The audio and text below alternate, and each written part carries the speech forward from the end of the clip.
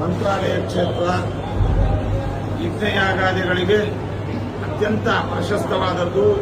ಯುಗ ಯುಗಗಳಿಂದಲೂ ಕೂಡ ಶ್ರೀ ಕ್ಷೇತ್ರ ಮಂತ್ರಾಲಯದಲ್ಲಿ ಪವಿತ್ರ ತುಂಗಭದ್ರಾ ನದಿ ತೀರದಲ್ಲಿ ದೇವಾನುದೇವತೆಗಳು, ಋಷಿಮುನಿಗಳು, ಭಾಗವತೋತ್ತಮರು, ಅದೇ ರೀತಿಯಾಗಿ ಅನೇಕ ಜನ ಸಾಧಕರುಗಳು ಯಜ್ಞಯಾಗಾದಿಗಳನ್ನು ಮಾಡಿರತಕ್ಕಂತಹ ಕ್ಷೇತ್ರ ಈ ಮಂತ್ರಾಲಯ ಕ್ಷೇತ್ರ.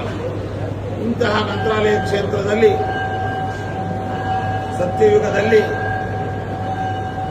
ಭಾಗವತೋತ್ತಮರಾದಂತಹ ಪ್ರಹ್ಲಾದರಾಜರು ಅರ್ಥಾತ್ ರಾಘವೇಂದ್ರ ಸ್ವಾಮಿಗಳವರ ಪೂರ್ವಾವತಾರಿಗಳು ಆದಂತಹ ಪ್ರಹ್ಲಾದರಾಜರು ಈ ಕ್ಷೇತ್ರದಲ್ಲಿ ಇದೇ ಸ್ಥಳದಲ್ಲಿ ಯಜ್ಞವನ್ನು ಮಾಡಿರತಕ್ಕಂತಹ ಸ್ಥಳ ಈ ಕ್ಷೇತ್ರವಾಗಿದೆ.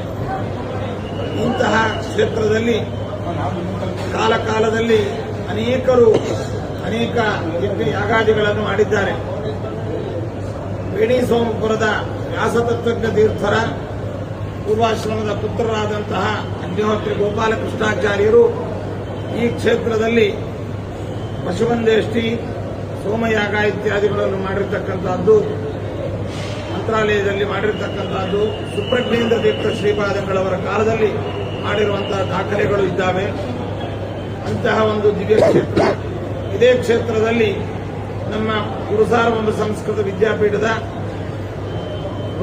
ಋಗ್ವೇದದ ಅಧ್ಯಾಪಕರಾಗಿ ಸೇವೆಯನ್ನು ಸಲ್ಲಿಸಿದ್ದಂತಹ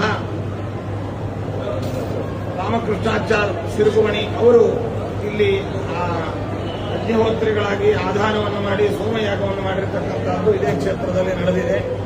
ಅವರ ತಂದೆಗಳಾದಂತಹ ಪದ್ಮನಾಭಾಚಾರ್ಯರು ಸಿರುಗುಮಣಿ ಅವರು ಕೂಡ ಇಲ್ಲಿ ಅಗ್ನಿಹೋತ್ರವನ್ನು ಮಾಡಿರತಕ್ಕಂಥ.